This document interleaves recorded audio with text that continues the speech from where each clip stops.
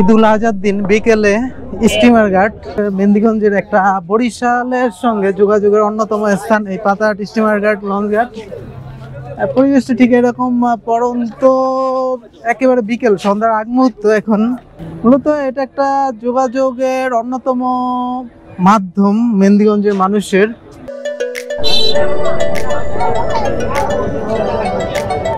এটা মূলত মেহেন্দিগঞ্জ স্টিমার ঘাট। এরকম যে লোকজন দোকানপাট দোনো সাইডে। আর এই যে পল্টনে উঠলাম,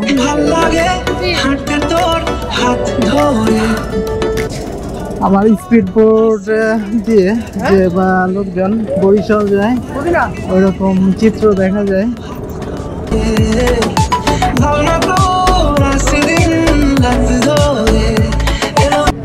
একেবারে সন্ধ্যার আগ মুহূর্ত এখন।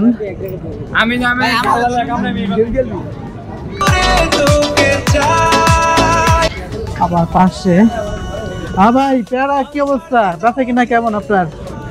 এই যে ভাই পেয়ারা ব্যস্ত আছে এক ভাই।